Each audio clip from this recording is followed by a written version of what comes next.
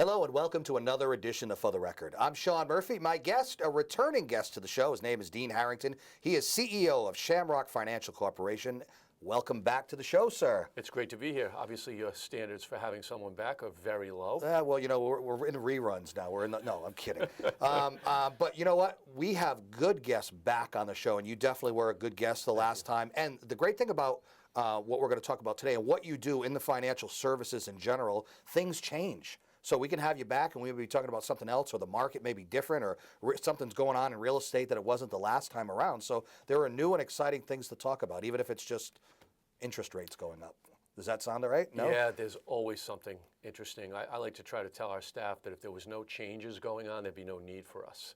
Right. If you had a static market that never changed, there'd be no way to talk to your referral partners and your clients and educate them. You'd have no real value. So we swallow the changes as best we can, and we try to keep people. What is Shamrock Financial Corporation? We're a mortgage lender, Okay. Southern New England, been around since 1989, mainly and almost predominantly residential 1 to 4 family financing of homes. About 70% of our business is purchase business, about 30% is refinance. We consider ourselves very strong in the purchase industry, and we think that drives the market. Your background, how did you get into where you are now? Me personally? Yeah. I find this stuff interesting. Yeah, you know? my story's kind of funny. I grew up next door to a gentleman that owned a very large mortgage banking firm in Rhode Island back in the 70s and 80s, when mortgage banking was really kind of just coming on in a way that you would have a mortgage company separate from a bank, a depository bank. And then he sold his house when I was about 18 or 19 to his vice president, who then went out and started his mortgage company. And in the mid-'80s, that became a big mortgage company. And both of them called at one point and said, hey, you should be in this industry. That's how I got in the industry. And there you and now look, it says right here you're just CEO, so that's a big deal. Yeah, there's a lot of different ways to use that acronym, Sean, and we'll leave most of those. Chief Executive Officer, Yeah, we'll is leave that right? most of those out. So where are we right now in the real estate market? You know, everybody heard that, you know, in the housing market was the first to go, then the recession, and it's an indicator of how things were going with the other parts of the economy. And real estate-wise, where are we right now? Terrific question. We're in a really interesting period, and there's a number of different ways to go with this answer, but I'll make it this way. We are definitely in a seller's market, which has been a little bit different. We haven't seen that coming out of the housing crisis of 07, 08, 09. It was definitely a buyer's market. But right now, nationally, only 1.3% of all homes are on the market. So we have an inventory problem. So that means you have more people wanting to buy than there are people willing to sell, and that's what makes it a seller's market? Correct. Okay.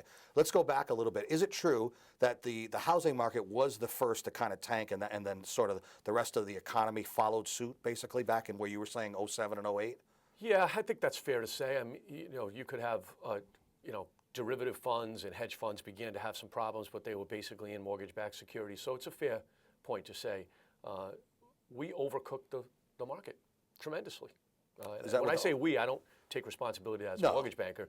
It was government-driven in my estimation, but we had to play along, and we overheated the whole market. We got way too many people in houses that should not have been in houses, and thus you get a bubble and you get, a burst. Not to rehash the whole thing again, but just... You don't want me to cry on the air? No, well, that's actually good for ratings. But the whole Lehman Brothers thing and that whole thing, can you kind of like do a sort of an edited version of that whole thing about what happened? Actually, we do have time, so feel free to... Boy, you're really gonna take me through it. Here's what happened. In 1977, there was something called the Community Reinvestment Act that was established during the Carter administration. It was supposed to be a good thing, right? Yeah, it was principally based on the idea that if you have a community bank and you're taking in deposits, you should be investing in the community in some way, shape, or form. It was never really actioned and never really actionable in any kind of way during the 80s because of what happened in that climate with interest rates going 18, 20%, the whole bit. Well, during the mid-90s and as late as 1997, the Clinton administration rewoke that CRA up to use it as kind of a way to say, look, we need to do more lending in more areas and make housing more accessible for people. And in doing so, we began to create some really exotic products and programs because you had to expand the programs if you were going to expand the number of people that you wanted to be in homes. A little bit of a dangerous cliff there. Things got running. It got to the point where Wall Street began to package mortgage-backed securities as an investment tool, which it never really was intended for that. It never had been like that in the past. You know, you take a mortgage, you'd get it. It might not stay with your bank that you got. It might have been sold, but it certainly wasn't packaged and made into a fund that was sold. So that's the global view of what happened. On the ground, what happened is we just took a whole bunch of good renters and we put them in houses as owners. And knowing that there was a possibility, or maybe that they might not be able, they would default, basically. I don't think there's always a possibility of Yeah. default. We know that default happens for 3 reasons. So we thought if we can stay within the circumference of those 3 reasons, which are loss of job, health, or a divorce or marriage situation, that we would be okay. But we broke the rules of the 3 C's of lending, which is collateral, make sure someone has enough skin in the game, capacity, make sure they have enough money to afford it, and credit, make sure their credit's okay. When you have 2 of those 3 in place, you're okay if the loan is priced right. When you have 1 of those 3, you're in real trouble. When you have none of those 3. And they were approving some people that had none of those 3. They were approving bad risks. Terrible risks. Yeah. And then the idea of expanding homeownership to greater groups of people. That's a nice notion, but not everyone's made to own a home. My dad's a good example here. My dad and mom had 5 kids in 4 years. Twins, to settle the math, by the way. And we lived in a 2nd floor apartment until I was 14 because my father did not want to own a home. Well, he eventually had come up with enough money to conventionally buy a home with a nice down payment, and we moved into a home. And I think until his passing 15 years later, he regretted that decision every day of his life. Buying it or not buying it? Buying it. Okay. He bought it, and he was not a homeowner, Sean. That was not his DNA. So even from your point of view, you wouldn't necessarily say it's always a good idea for a person to buy a home, because you can make the argument, well, if for no other reason, you do it for equity. Homeownership's not for everybody, but it's for most people. Okay. I think we've had an interesting problem in this country with the way the media depicts things. If you go back to 2002, 2003, 2004, 2005, what you heard from the media is homes have gotten so expensive nobody can afford them. You got to 2008, 2009, 2010, you heard from the media that homes are so cheap right now that you can't make any money in them, don't buy a home. So, I mean, which side do you come on? It comes down to this. Homes are to be lived in. If you're buying homes for investment and flipping, you better be a contractor, you better be someone with deep pockets. But if you're just a family or an individual that wants to buy a home, it better be a home and not a house. I know so many people that are into the flip business. That's what I don't know if it's because it's easy to do, and I don't think they're necessarily, like what you said, not necessarily have deep pockets, and also aren't necessarily that versed in fixing up the place too, because that's what you really would do, is fix it up and then flip it for a larger profit, if you were going to do that. Yeah, we fortunately don't run into that too often. We try not to. Yeah. Skin in the game is important. So let's fast forward to where we are now in the real estate market. Let's sort of, we're in a good place right now, correct? Yeah. But we're about ready to make the jump on the interest rates? There's a few things that we need to talk about when we talk about real estate in 2016. The first of which is, I had already mentioned, that we have an inventory problem. We don't have enough homes for sale, but that could change, that could loosen up, and an increase in interest rates might do that for a number of different reasons that I would give you a popsicle headache if I started getting into. But we could see that. Some of the concerns that we have in real estate for 2016 aren't strong concerns, but they're to be watched for. Number one, the stock market. Yeah. You know, we've had 2 10% drops already recently. Worldwide, it's affected. Yeah. And I believe I heard that somewhere, and again, I'm not a stock market expert. That's my brother, by the way, not me. If you want you two to get together, my goodness, that's my Irish twin. If a year has 2 10% downturns, it usually can face a collapse, or collapse is a strong word, but a real correction, if you will. I hope that doesn't happen. I think we all hope that doesn't happen, but if it does, it'll be a wealth hit in this country that you don't know what impact it's going to have in the housing market.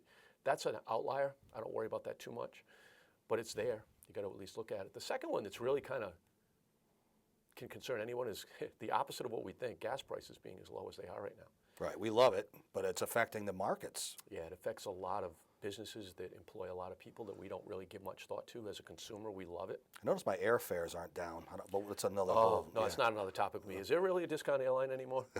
I mean, oil prices are down, fares are still the same. But anyway, Supply and demand of Yeah. the seats Yep. in the building, in the place, I guess. So, so there is a little in the back of your mind. There is a little bit of concern that the situation is fragile and could, combined with the volatile market situation now and oil prices, that the wind could blow one way or the other. It could, Sean, but I just throw that as a cautionary tale. Yeah. I think by and large we need to focus on the fact that we have. So there's a saying, and you've probably heard it in some point in your life, that people will do more to avoid pain than to gain pleasure. And we in the real estate and mortgage industry have done nothing but talk to people about pleasure for the last 6 years. We've told them that houses are on sale, interest rates are low. It's a buyer's market. It's a buyer's market. Ever since the market initially fell, it's been a buyer's market. So I'm actually surprised right now to hear somebody verbally say that it is a seller's market. It is a seller's market. And here's the thing that I've really got to get across to people is when you sit there and you tell people all the pleasure that you can get by buying a house. I'll use the analogy of buying a flat screen TV. If you could buy a flat screen TV last year that was 60 inches for $1,000, and this year it was $800 for 65 inches. The salesman would be telling you how great the pleasure. Look, the price has come down, the TV's gotten bigger. But what you tell the consumer when you do that, or the prospect, is you tell them, wait, because next year, for $600, you'll get 70 inches. The only reason that somebody would buy a new television is because they go home and look at their digital television or look at their picture and say, this picture's terrible. Look at the one that I saw in the showroom.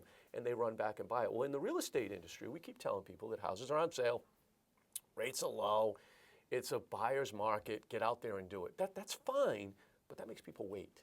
What we need to do is talk to them about the bad TV picture. And you know what the bad TV picture is, Sean? Rent. Rents are increasing at 4% a year, steadily. Vacancies are down. Anyone that's in the rental market will tell you it's very hard to find a good 2-bedroom or 3-bedroom, especially for a family. And if they do, they're going to pay an enormous amount of money for it. And look at 4% increases on a $2,000 rent. 2 years from now, 3 years from now, you're up considerably. You're into close to that 2,500 range. Correspondingly, real estate is on a track right now to appreciate by 4%. And when we talk about appreciation in real estate, we don't talk about against the mortgage payment, we talk against the price. Okay. I'll give you a quick stat. 2 years ago, Shamrock's average loan size was $195. Last year we creeped to $213, and this year we're protecting close to $230. Because houses are becoming more expensive, more valuable. There's it's a less seller's of them market. available. Right. So with that more brings the sales. price So up. it's a buyer's market, so a seller's market. So that's going to drive price. Also, you look at the balance of scales and you say, hey, look, I can rent for this price, two-bedroom, 3-bedroom, or I can buy. It's a no-brainer now. Yeah. So it's a great time to buy. It's going to be a great time in 2016 to buy. Those cautionary tales I brought up they're on the margin, Sean. I really don't think they're. Is a good rule of thumb that if your rent is as much as a mortgage would be, that you really should be considering buying? I mean, granted, you have to, do the down payment, and it's a 30-year thing in a lot of cases. Yeah, but I would actually say if the mortgage payment was even a little more than the rent, you should, because Should you've got the tax deductibility of it. And your tax deductibility is going to, depending on the bracket you're in, is going to cover 15 to 25% of your payment, and depending again on where your bracket is, versus a rent. So you get $1,000 rent is really a $750 mortgage, correspondingly. Someone, in another That's part fast math. If I did that wrong, please forgive me. Someone's using their calculator right now and that's trying to right. figure That their guy's email off and by in. $8.70. Someone in another part of the country will say, I got beautiful 4-bedroom, split level, blah, blah, blah, for this amount of money. And depending on where you live in the country, like around here where it's expensive, we're in Connecticut especially, where I'm from. So the value of a house really is also dictated by where the house exists, right? Yeah, the analogy I like to use is we don't have a national weather forecast each morning, do we? We have local weather forecasts, and it's the same thing in real estate. We can, I'll quote some national figures, but ultimately real estate is local. So just like a weather forecast. Yeah. All right, let's take a break and come back. We're going to do those math calculations during the break and come back. Dean Harrington, CEO of Shamrock Financial Corporation. We've got a lot more to get to, so we will. Stay with us. I'm Sean Murphy. This is For the Record.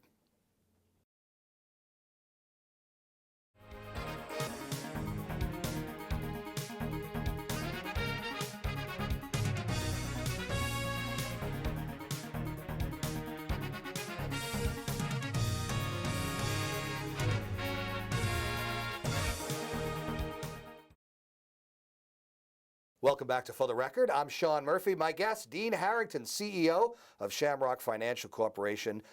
All right, getting right back into it. Okay, it's a seller's market, but someone has decided that they do want to buy a house. But what if their situation with their current place, they're still, I don't know, I guess you'd call it underwater or whatever it is that you need to rectify financially before you decide you want to move on to another one. But you, in your mind, you're ready to do All right, it. so you're talking about the move-up buyer. Yeah. And really, if you're a move-up buyer that's upside down in your house, you're probably going to be frozen out of Okay. changing out. There are ways to creatively get around it, but the move-up buyer is going to have to wait till that market value comes back, which it is increasingly coming back. Again, when you have real estate going up 4% a year, most of these people are not going to be upside down for very much longer, if at all. So we're starting to, and that will loosen up some inventory. That will tell some people that, hey, you know, my house is worth $250 and I owe $248. I can't get out of it with making money. Well, that $250 goes to $280. Now they can make a little spread. Now that starts to usher in some more inventory into the market. As far as the best time to buy a house or sell a house, are you good enough to be able to forecast where you can see that interest rates are about to change, whether go up or go down, where it might be advisable for you to say, hey, if you can just wait a little bit longer, or right now, or even if you could have done it yesterday, that would have been great. Yeah, think about that from a practical standpoint. From my perspective is to try to offer that kind of advice. It'd be, hey, Sean, you should take this blood pressure medication now. You're okay, but I think your blood pressure is going to go up 6 months from now. You don't know. I don't know what it was last month. People will do one of two things in that case, and they'll do one much more than the other. When you're wrong, they will remind you. When you're right, they'll forget you. So interest rates this year, I think, will do a little bit of this. But we've all been wrong so many times on that. We know this, that rates are still amazingly low, and they're likely to still stay low. That's what we know. How low? Will they go down further? Will they go up a little bit? I don't think, let me put it to you this way. I don't think that interest rates changing this year should change somebody's reason to buy a house. If they're ready. If they're ready. So it doesn't matter. You shouldn't really worry about that. If now is your time, then you go ahead and go through with it. Think about it this way. You can always change the rate that you paid by refinancing when they go down. You can never change the price you paid. Right. So if we're sitting here where the average loan size I just told you with Shamrock was in the high 2 teens, and it's going to 230, and then it's going to 240, and then it's going to 250, you can't change that. You can't scale that back you can't refinance your purchase price. Has the interest rate been just locked in for a while now, It's been in the same 3/8 to 5/8 range, you know, high 3s to low 4s and scattering around. Is that a good rate? It's a great rate. Yeah. You know, when I got in the industry in '84, the rates were 18%. Wow, that's a big difference. That's a huge difference. Yeah. And you know what, historically, this was the case until maybe 5 years ago when I last looked at this statistic. Historically, back to the time mortgage lending really got going in the 30s and 40s, 10% was a historic good interest rate. 10%. Seems like a nice even number. You know? I remember when they broke below 10, I'm going to guess, and I shouldn't guess, but it was in the early 90s when we first had a 9.95. Was that a big celebration then? Wow, interest rates are under 10%. Cracking bottles of champagne open, or? I knew it was one less digit I had to pound on the handheld calculator. Think of so all the time that was saved for that. Wow, my digit is doing much better right now. So for the layperson who really doesn't understand much, but they hear buzz terms like fixed rate versus adjustable. Talk about that a little bit so they can understand. I get myself in trouble here, but I like to get myself in trouble, so I'll go here. This probably isn't even close to the worst thing you'll No, do. not at all. Not at all. Most people take a fixed. More people should consider an adjustable. Why? Because the caps and adjustables and the adjustments, they get so far ahead of the game in that first 3 to 5 year window. Many more people took adjustables before the exotic products of the 2000s. We should go back to thinking about adjustables the way we thought about them in the 80s and the 90s. If they're well capped and the margins are in place and they're tied to a good index, which they almost always are, you can get so far ahead in that first 2 or 3 years that if you're going to move up, you're in good shape. And if you're going to know you're in an industry, or especially if you're a millennial, or even if you're young 20s to mid 20s to late 20s, you know you're at your lowest point of your income earning belt. Right. You know you're going to make And you say, more. well, I'm not going to take an adjustable rate because I might get laid off. Well, let me tell you, if you get laid off, you got a problem whether you got a fixed rate or an adjustable rate. Yeah. And you probably got a bigger problem with the fixed rate because the payment's higher. So my advice to people would shake off the idea that an adjustable rate's a bad idea.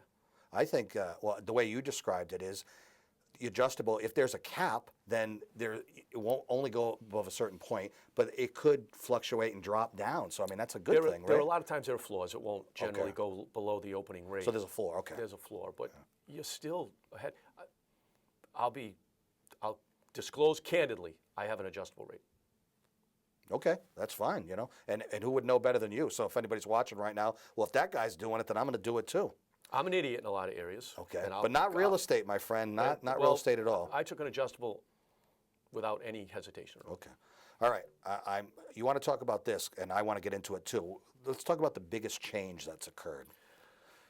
Okay, Sean, if I asked you really quick, and I'll put you on the spot here, to spell the word dirt backwards, what's it come out to? Trid. Trid. Trid. Trid is the biggest change. What is trid? Okay, on October 3rd, we instituted, well, not we, the federal government instituted an entire new disclosure program and that we all have to follow. Began on any application from October 3rd afterwards. It's been in the works for a couple of years. Only the government, this is what I love, could take two acronyms and combine them into one acronym. Save money, save time. Yeah. TRID is a changed acronym from RESPA and TILA into a new disclosure. So in other words, all the paperwork that we've worked on for the last 3 decades, 2 decades, 4 decades, whatever time frame you want to attach to it, has been replaced by a whole nother set of documents. Wow. Now, the whole industry had to switch at the same time. And what happened was merging different softwares that were never built for this to match up line items, never mind all the timing mechanisms that were put in place with this as to when you have to be alerted about changes and how big a change do you have to be alerted in before you, so many days and hours before the closing. It has shook the industry pretty hard. We think ultimately it's a good change. We really do. We think once everybody gets used to it, all the software starts to line up, and it starts to come together maybe in March, April, May, that we internally as an industry from the real estate and mortgage side will actually like the new disclosure system. Right now, none of us do. And can you imagine? Is it because you're still understanding it, learning it, or? Yes. Or is it just a bad idea? Yes. Well, I don't really want to call it a bad idea. I just think the rollout of it was, we got a stay of execution. It was supposed to go in place earlier than that. And we were able to get a stay of execution. We tried to get another stay of execution, and I mean executing it, not killing it. Right. We tried to move the line a little bit further, but Right. The administration denied that request in late September. The challenge is meeting up software, meeting up processes inside of mortgage lenders that have been in place for a long, long time and changing everybody's behavior. And what ended up happening is there were companies across the country that stopped taking mortgage applications for a period of time after October 3rd because they were afraid they would make a mistake. And if you make a mistake right now, you will have the CFPB down your back and into your checking account or savings account as your company. They will fine you. Are you hopeful that a new administration, there might be some changes that might be more advantageous? No. No? So it doesn't matter who's in office. It's TRID's here to stay. Yep. We would not want it changed now. Yeah. Imagine going back. Oh, goodness, make it worse. Well, yeah. we spent an enormous amount of money staffing up for this and increasing the labor costs of producing a mortgage application. Consumers will be eventually benefited by it, but the ones that are going through right now are not too far off from being crash test dummies. Now, we have a bit of an advantage in Shamrock because it's all we do. We're only a mortgage lender. We're not a depository bank that does savings accounts, passbooks, student loans, auto loans, Christmas clubs. They still have Christmas clubs? I'm not sure of that. I don't buy anybody any presents. Or so are they it called makes no difference to me. Oh, they call it holiday clubs. Holiday, yeah. Holiday Dude, clubs. you've got to be politically correct. Yeah, holiday clubs. So we're built a little bit better as an independent mortgage lender to handle this. Right. So we're okay with it, but it's had a big demand on our infrastructure. Yeah. We say everybody's infrastructure. Let's take one more quick break and come right back. I'm Sean Murphy. This is For the Record. Stay right there.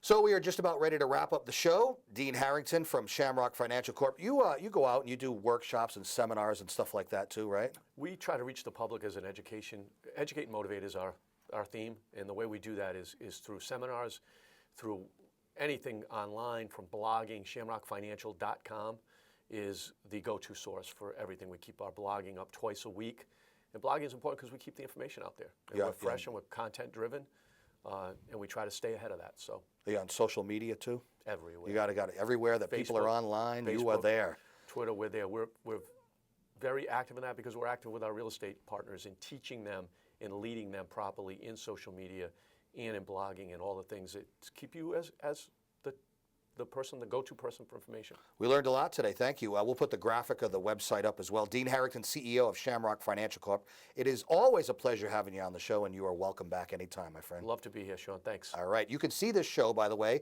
and many others on our YouTube site. Till next time, I'm Sean Murphy. This is For the Record. Take care.